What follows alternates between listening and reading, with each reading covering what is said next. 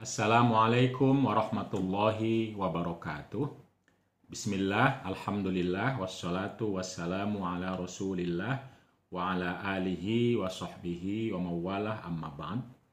Kali ini adalah pertemuan yang kelima untuk mata kuliah Tarikh Tasyri' bagi mahasiswa Hukum Keluarga Islam di Fakultas Syariah YIN Syekh Nurjati Cirebon. Untuk pertemuan yang kelima, saya akan merujuk kepada kitab Tarikhut Tasyri' Al-Islami karya atau karangan Syekh Muhammad Khudori Bik. Ini terjemahannya kalau tidak salah juga sudah ada di Indonesia. Pada pertemuan yang kelima ini kita akan membahas tentang kisi-kisi konten dan konteks serta aturan-aturan yang ada pada periode awal atau periode pertama, yaitu masa Rasulullah Shallallahu Alaihi Wasallam. Jika merujuk pada kitab ini, maka sumber utama dari aturan-aturan atau dari undang-undang, dari peraturan pada masa Rasulullah adalah kitab dan sunnah atau kitab dan hadis atau Quran dan hadis. Hanya saja jika kita lihat dari kitab Tarikh Tasyri' ini lebih banyak berbicara tentang ayat-ayat dibanding hadis, menandakan bahwa rujukan yang lebih banyak dijadikan perhatian pada masa itu bisa jadi adalah Quran, karena sunnah atau hadis masih belum banyak dicatat dan dijadikan perhatian utama pada saat itu. Karena itu rujukan utama dari aturan pada masa Rasulullah adalah Al-Quran, di mana Al-Quran ini sebagai sumber dia turun tidak sekaligus, tidak sekali turun dari Allah kepada Nabi Muhammad, tetapi dalam rentang waktu sekitar 23 tahun, 13 atau persisnya 12 setengah tahun di Mekah yang disebut dengan ayat-ayat Makkiyah nanti, dan sekitar 9 tahun 9 bulan ada di Madinah yang disebut dengan ayat Madinah. Jadi ayat Al-Quran itu turunnya gradual dan seringkali kalau konteksnya aturan mengikuti konteks, mengikuti sebab-sebab nuzul atau kebutuhan-kebutuhan konteks sosial pada saat itu. Jadi kalau kita lihat sekarang susunan Al-Quran itu mulai dari Al-Fatihah sampai Bin-Nas. Nah, susunan yang ada ini tidak mencerminkan kronologi pada saat Quran itu turun. Karena kalau kronologi itu kan surat yang pertama adalah Al-Alaq atau surat atau ayat pertama Al-Alaq. Sementara yang terakhir itu misalnya Al-Yawma Akmaltu. Sementara kalau susunan sekarang itu yang pertama Al-Fatihah, yang terakhir adalah Bin-Nas, Qul a'udzu birabbin nas. Jadi karena itu kita akan melihat pada masa Nabi Quran itu belum dijadikan buku sebagaimana sekarang yang tersusun dari mulai Al-Fatihah sampai Bin-Nas. Tetapi ada dalam hafalan para sahabat dan Nabi Muhammad sendiri, dan tercatat di beberapa sahabat dalam bentuk lembaran-lembaran. Tapi lebih banyak orang merujuknya kepada hafalan yang disampaikan oleh Nabi, oleh sahabat tentu saja. Dan turunnya itu tadi secara gradual tadi.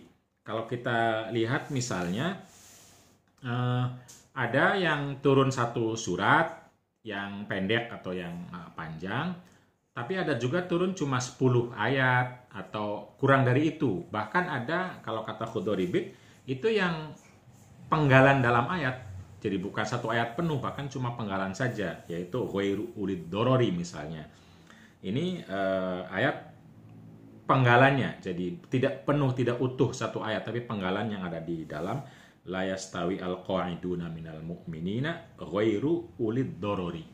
Nah, ghairu ulid dorori ini turun sendirian lalu dimasukkan dalam satu ayat, la yastawil qa'iduna minal mu'minina ghairu ulid dorori wal mujahiduna fi sabilillahi bi amwalihim wa anfusihim.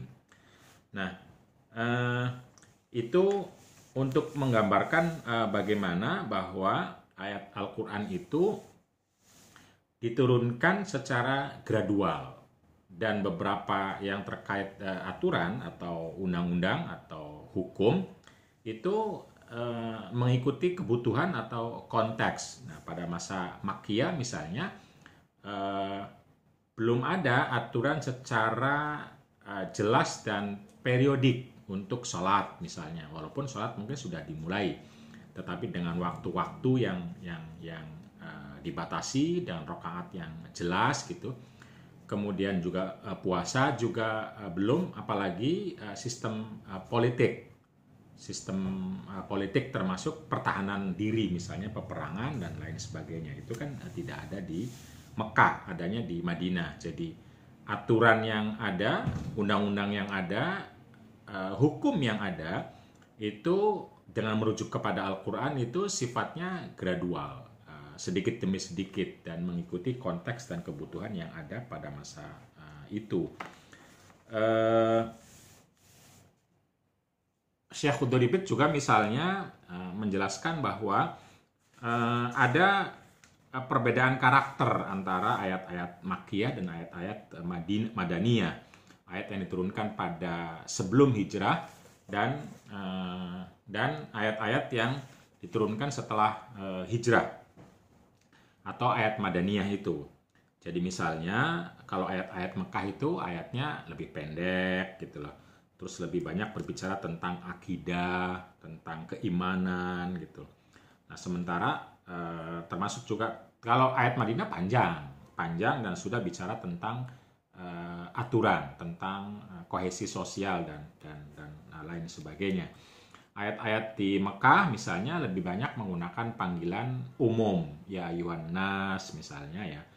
Sementara kalau ayat Madaniyah itu sudah khusus untuk orang beriman, ya ayyuhalladzina amanu misalnya. Dan banyak lagi, saya tidak bisa semuanya karena ini banyak yang perlu disampaikan dari periode awal dari syariat pada masa Nabi Muhammad SAW. Ada dasar-dasar atau karakter-karakter dari syariat, dari undang-undang, dari hukum pada masa Nabi kalau melihat rujukannya adalah Quran. Yang pertama adalah adamul haraj katanya, bahwa aturan atau syariat atau hukum Islam pada masa Nabi itu prinsipnya tidak memberikan kesulitan. Jadi tidak menyulitkan orang, tidak membuat orang kesulitan untuk menerapkannya gitu. Jadi justru sebaliknya membebaskan dari kesulitan-kesulitan yang dulu ada di umat-umat terdahulu.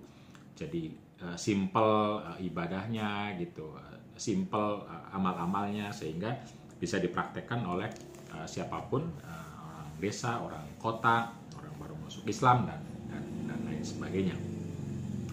Karena memang tidak menyulitkan, maka tentu saja taklilut takalif. Jadi beban atau beban undang-undang kepada warga, kepada orang itu sedikit, tidak banyak mewajibkan orang untuk melakukan sesuatu. Bahkan diharapkan tidak banyak bertanya, tidak banyak meminta aturan karena akan justru memberatkan.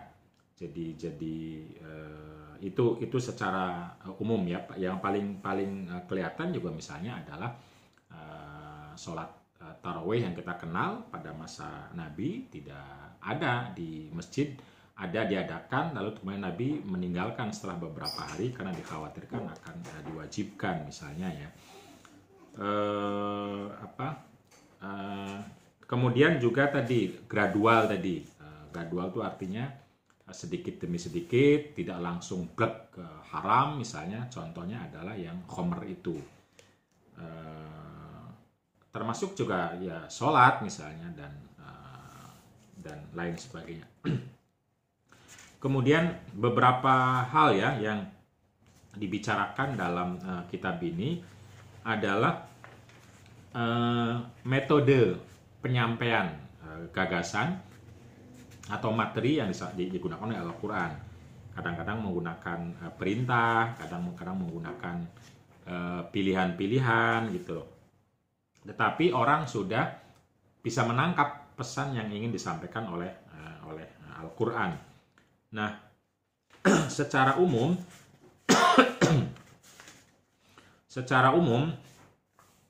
isi dari Al-Quran terkait dengan hukum dan aturan itu terkait dengan dua hal. Pertama, relasi individu manusia dengan Allah Subhanahu wa Ta'ala yang berupa ibadah-ibadah ritual untuk memperbaiki dan menyepuh serta menguatkan pribadi seseorang dan mensucikan diri tentu saja. Yang kedua adalah relasi antara individu manusia dengan manusia yang lain.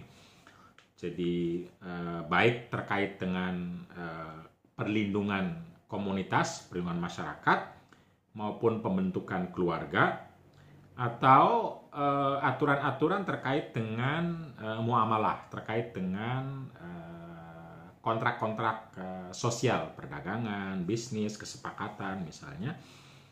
Nah, begitupun aturan-aturan terkait dengan pelanggaran-pelanggaran.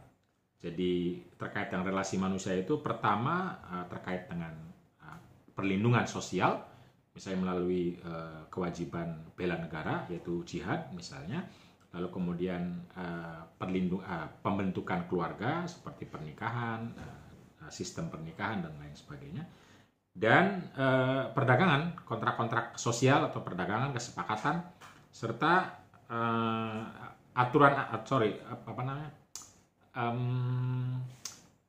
penertiban agar orang mengikuti aturan-aturan ini. Jadi hal-hal yang dianggap akan melanggar dari aturan-aturan ini. Ada penjelasan sedikit tentang bagaimana hadis atau sunnah memiliki peran yang begitu besar untuk menjelaskan apa yang masih umum dalam Al-Quran terkait dengan aturan-aturan tadi. Misalnya kalau makanan, Allah hanya bicara tentang baik dan buruk, menghalalkan yang baik. Ahalallahu thayyibat wa harrama 'alaihimul khaba'its, misalnya mengharamkan yang buruk dan membolehkan yang baik. Lalu kemudian beberapanya dijelaskan oleh hadis, misalnya larangan untuk memakan binatang yang bertaring dan lain sebagainya. Itu terkait dengan hadis. Lalu kita ambil salah satu contoh ya, beberapa, bahwa dalam Al-Quran itu seperti yang disebutkan, yang dianggap sebagai hukum-hukum itu menyangkut hukum-hukum tadi yang ritual sifatnya, relasi manusia dengan Allah, dengan Tuhannya, dan relasi sosial. Jadi Quran karena itu bicara tentang sholat misalnya, di mana sholat itu begitu penting di mata Al-Quran, dan istilah sholat itu kata Syekh Khudairibik itu adalah bukan istilah Islam, artinya bukan dibawa pertama kali oleh Islam atau oleh Quran maupun oleh Nabi. Sudah dikenal sebelumnya oleh masyarakat Arab istilah sholat itu sendiri, dengan arti berdoa, dengan arti beristighfar, dengan arti mendekatkan diri kepada Allah.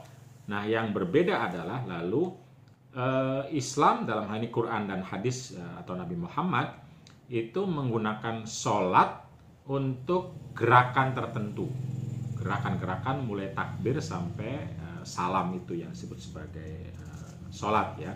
Dan kita tahu sholat itu diwajibkan setelah Isra Mi'raj, jadi di akhir masa periode Mekah, yaitu tahun ke-12 setelah tahun 12 setelah Nabi memperoleh wahyu. Dan sholat di dalam Al-Quran tentu saja banyak aturan tidak diawali dengan wudhu, lalu ada waktu-waktu yang telah ditentukan, lalu bagaimana jika dalam keadaan tidak ketemu kiblat, atau dalam keadaan perang misalnya, di sana ada aturan-aturan bagaimana agar sholat itu dilakukan sesuai dengan yang diharapkan oleh Quran. Begitupun puasa diwajibkan oleh Al-Quran, dan itu pada masa di Madinah baru diwajibkan. Begitupun haji dan umroh ini justru agak lambat. Dan kita tahu Nabi Muhammad haji dan umroh hanya 1 kali, sehingga ada perdebatan di kalangan ulama apakah haji yang baik itu lebih dari sekali atau cukup sekali sebagaimana Nabi Muhammad SAW. Begitupun umroh, apalagi pada masa di mana orang lebih banyak membutuhkan untuk penguatan sosial misalnya ya. Apakah uangnya lebih baik untuk haji yang kedua, ketiga, atau untuk penguatan sosial. Dan zakat juga masuk dalam aturan di mana itu menjadi bagian dari distribusi kekayaan dari orang kaya kepada orang miskin. Jadi sistemnya, salah satu sistem pokok dalam Islam adalah zakat. Nah, kalau sekarang sistem yang pokoknya kan pajak. Dulu sistem pokoknya adalah zakat, bagaimana agar bergulir harta itu sampai kepada orang-orang yang tidak memperoleh kekayaan atau tidak memperoleh kecukupan untuk memenuhi kebutuhan-kebutuhan hidupnya. Nah, ayat tentang zakat ini banyak sekali, tetapi juga digabung dengan ayat-ayat tentang infak, ayat-ayat tentang sedekah gitu, sedekah, yang dimana beberapa ulama berpendapat bahwa tidak cukup zakat saja kalau ingin membangun umat, karena Quran juga tidak hanya bicara tentang zakat tapi juga infak, sedekah dan lain sebagainya. Nah, selain ibadah juga Al-Quran itu ada sistem lain yang diharapkan akan menjaga tadi kebaikan individu, kebaikan keluarga maupun kebaikan sosial. Misalnya sistem tentang bagaimana bersumpah, sistem tentang halal haram makanan yang disantap oleh individu maupun masyarakat. Jadi misalnya yang memabukkan yaitu khamr itu dilarang karena akan bisa membawa kepada kemudaratan dalam kehidupan bermasyarakat misalnya ya. Kemudian juga ada Quran sangat memperhatikan tentang pentingnya perlindungan komunitas, perlindungan kabilah kalau dulu. Umat lebih besar lagi antar kabilah ya. Kalau sekarang ya bangsa atau kemanusiaan lebih besarnya. Bangsa itu dalam satu negara bangsa, kemanusiaannya seluruh manusia. Nah, perlindungan itu pada saat itu adalah salah satunya dengan cara peperangan. Peperangan untuk mempertahankan diri agar tidak dihancurkan, tidak dibunuh. Jadi sebagaimana disebutkan oleh Khudoribik, maka peperangan pada masa Nabi Muhammad SAW itu diizinkan, awalnya tidak diizinkan. Diizinkan untuk apa? Untuk 2 hal. Yang pertama adalah untuk membela diri ketika diancam, ketika akan dibunuh dan lain sebagainya, membela komunitas, diserang, diperangi, dicuri, dibegal gitu dalam konteks komunitas. Nah, itu kita diizinkan untuk melakukan perlindungan termasuk dalam melalui peperangan. Yang kedua menurut Khudoribik adalah perlindungan terhadap misi dakwah itu. Ketika dakwahnya diancam, dihentikan, diancam dan lain sebagainya. Nah, itu ada beberapa ayat-ayat yang mengisyaratkan secara tegas terhadap 2 hal tadi ya, Tetapi pada saat yang sama juga Quran sangat memperhatikan tentang pentingnya kesepakatan damai, pentingnya menjaga komitmen-komitmen bersama untuk hidup damai, untuk hidup lebih sejahtera, lebih baik dengan berbagai komunitas, termasuk komunitas non-Muslim. Itu ayat-ayat di situ disebutkan banyak sekali tentang pentingnya menjaga kesepakatan untuk hidup damai, tenang, tanpa peperangan dan lain sebagainya. Dan Berikutnya juga di Quran ada aturan tentang bagaimana memperlakukan tawanan perang agar supaya tawanan ini apakah menjadi bagian dari strategi perang itu sendiri atau menjadi bagian dari penguatan komunitas, misalnya untuk mengajar, untuk mendidik dan lain sebagainya. Itu bagian dari sistem politik perlindungan komunitas atau barter dengan yang lain, atau justru kalau ancamannya begitu kuat mungkin dihukum bunuh misalnya ya. Jadi itu ada dalam pembicaraan aturan dan hukum pada masa Nabi Muhammad melalui Al-Quran.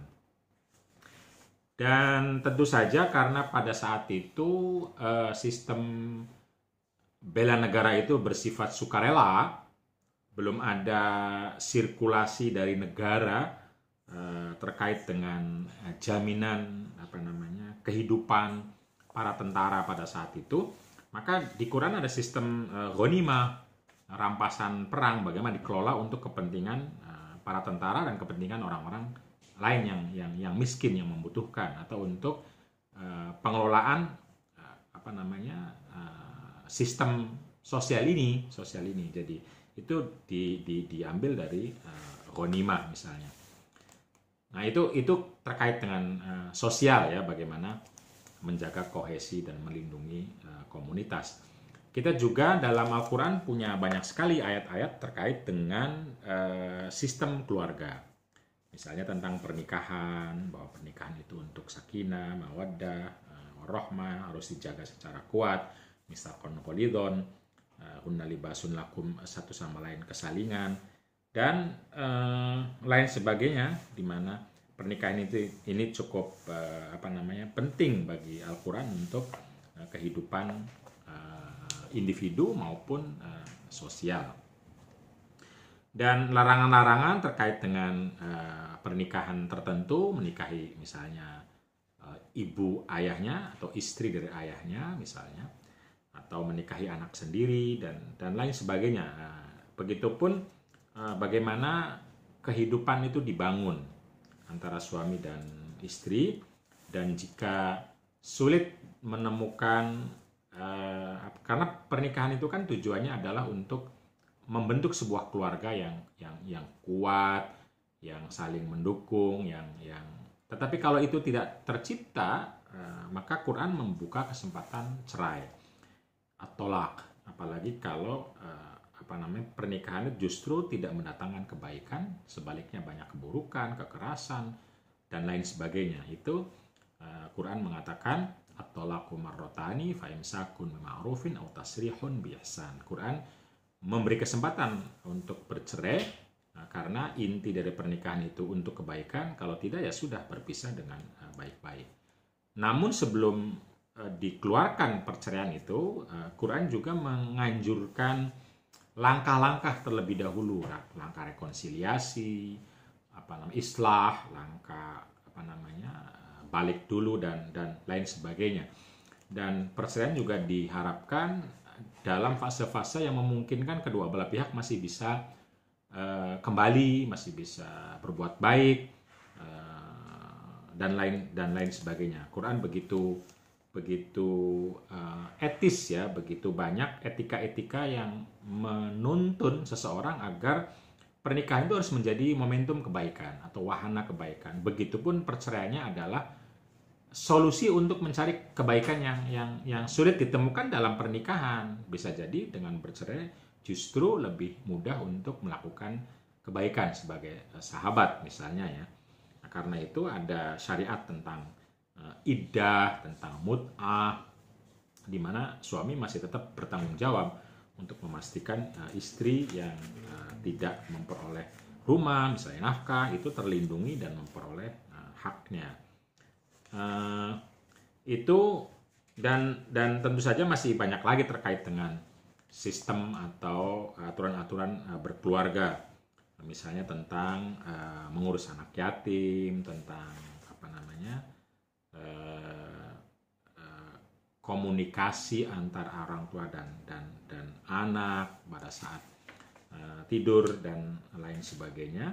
Begitupun tentang sistem atau metode pembagian harta setelah meninggal yang biasa disebut dengan waris. Itu juga Quran memberi perhatian yang cukup detail bagaimana harta itu dibagikan ketika akan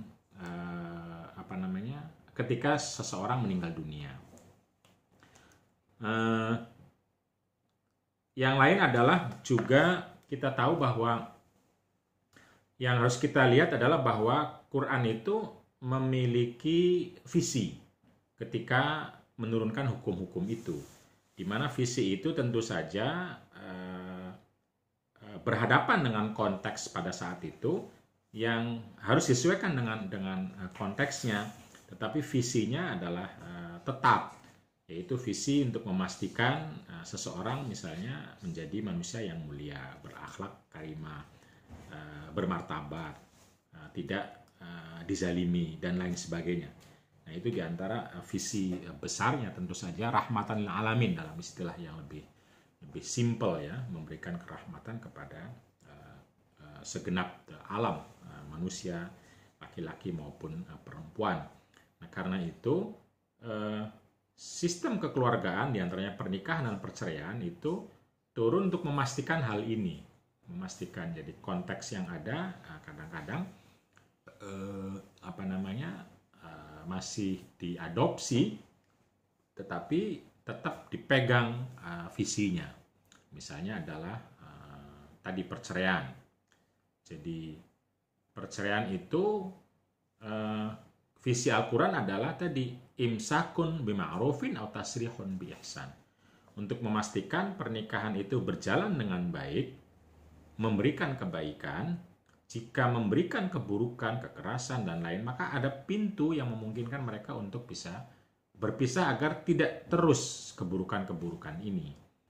Nah, karena itu siapa yang memegang cerai itu, kapan cerai itu jatuh, itu bersifat teknis, tetapi visi besarnya adalah bagaimana pernikahan itu berjalan dengan baik. Nah, karena itu nanti teknisnya apakah cerai 3 kali itu jatuh 1 atau jatuh 3 itu terjadi perdebatan. Apakah cerai itu dipegang oleh laki-laki secara penuh tanpa ada intervensi dari hakim atau dari perempuan, itu sudah teknis karena ingin memastikan pertama jangan sampai perceraian itu dilakukan secara semena-mena oleh laki-laki maupun perempuan, sehingga terkesan main-main dalam pernikahan itu, nikah cerai, atau bahkan menyakiti. Nah, karena itu ini visinya, tetapi teknisnya mungkin bisa berubah atau berbeda. Tapi pada masa Nabi dengan ayat Al-Quran itu teknis yang ada begitu cukup untuk memastikan perempuan dan laki-laki bisa hidup dalam pernikahan secara baik-baik. Dan ketika ketika mengalami persoalan, langkah-langkah yang telah disebutkan Al-Quran itu memungkinkan terjadinya untuk mereka berdua kembali menjadi baik, kembali tidak lagi melakukan kezaliman atau keburukan. Selain sistem keluarga dalam Al-Quran juga ada sistem tadi muamalat atau sistem kontrak antar individu, terutama perdagangan, bisnis, jual beli, hutang piutang, apalagi sewa menyewa. Tetapi bukan, kalau sekarang kan selalu dibawanya ke perbankan ya istilah muamalat itu atau istilah ekonomi syariah itu. Nah, kalau pada masa Nabi ya tidak ada bank itu. Jadi istilah muamalah ya betul-betul antara individu sama individu terjadi transaksi antara mereka. Dagang ya antara mereka, bukan ada orang ketiga sebagai bank mempertemukan antara yang punya uang dan yang tidak punya uang tapi bisa berusaha. Tidak. Tetapi ya dagang ya betul-betul dagang antara individu sama individu. Begitupun sewa menyewa, begitupun utang piutang. Dan karena itu ya riba itu pada konteks utang piutang lebih banyak ya. Nah itu muamalah kita. Nah muamalah itu prakteknya ya hampir tetap melakukan apa yang sudah biasa dilakukan sebelumnya. Dagang itu sudah ada sebelumnya. Yang ditekankan oleh Al-Quran adalah kritiknya jangan sampai dagangannya itu menzalimi, merusak misalnya, menipu, tetapi jenisnya apanya seperti yang ada pada masa itu. Tapi menipu tidak boleh gitu loh, menzalimi tidak boleh, merusak tidak boleh, dan maisir, judi spekulasi yang tinggi. Nah, selain tadi kita sudah bilang bahwa dalam Al-Quran itu pertama ada hukum-hukum terkait dengan ibadah ritual kita kepada Allah Subhanahu wa taala. Dan yang lainnya ada tentang relasi sosial. Baik relasi sosial itu pertama terkait dengan perlindungan komunitas dan umat melalui aturan-aturan peperangan dan ghanimah dan yang lain. Lalu pembentukan keluarga dengan berbagai tatanannya, lalu muamalat atau transaksi, akad dan kesepakatan baik bisnis, usaha, utang piutang dan yang terakhir adalah al-uqubat. Al-uqubat itu kalau sekarang pidana istilahnya. Jadi hal-hal yang dianggap mengancam kehidupan sosial sehingga perlu dilarang, dan ketika ada orang yang melakukannya itu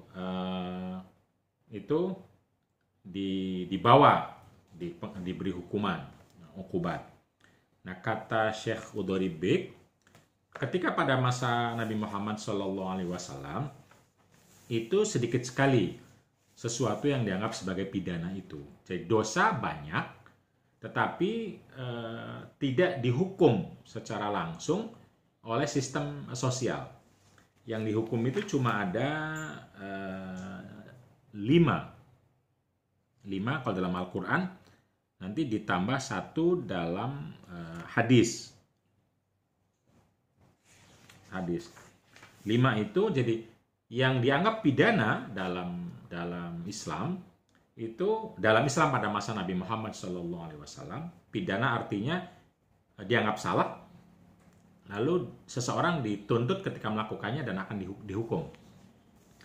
Yaitu yang pertama adalah membunuh orang, qisas, berarti kan membunuh orang itu adalah pidana yang harus dibawa ke pengadilan dan diqisas atau dibunuh lagi. Kemudian berzina atau melakukan hubungan seks di luar pernikahan. Yang ketiga, menuduh orang lain berzina atau qadzaf. Jadi membunuh, berzina, menuduh orang berzina, lalu mencuri, lalu membegal. Mencuri itu dalam keadaan tersembunyi barangnya, disimpan barangnya, diambil secara diam-diam. Itu mencuri. Nah, kalau membegal itu di tengah jalan secara terang-terangan dan dengan menimbulkan ketakutan atau dengan bawa senjata. Nah, 5 hal itulah yang dibicarakan oleh Al-Quran sebagai pidana. Nah, sementara hadis menambahi 1, yaitu minum khamr. Minum khamr, tetapi tidak dijelaskan apa hukumannya, tetapi itu juga dianggap sebagai pidana dalam hadis. Nah, kita tidak menemukan pidana-pidana lain dalam Quran maupun hadis, jadi sedikit sekali, mungkin karena masyarakat juga masih masih simple, dan hanya 5 ini yang begitu mengancam stabilitas dan keberlangsungan serta kohesi sosial. Dan hukuman atau pidana tadi, prinsipnya dalam Al-Quran itu pertama adalah sholahul ummah, untuk kemaslahatan masyarakat, kemaslahatan manusia pada umumnya. Kemudian zajrul jani, untuk membuat si pelaku itu jerak, tidak melakukan lagi. Dan hukuman-hukumannya dari pidana itu sifatnya adalah fisik, mengena ke badan. Jadi itu yang kadang diharapkan itu akan membuat si pelaku betul-betul jera, tidak melakukannya kembali. Dalam hadis disebutkan prinsip lain, yaitu pentingnya berhati-hati dalam menjatuhkan hukuman, atau bahasa sekarang itu ya praduga tak bersalah itu mungkin istilahnya. Jadi karena itu harus idraul hudud bisyubuhat. Kita harus hati-hati betul, jangan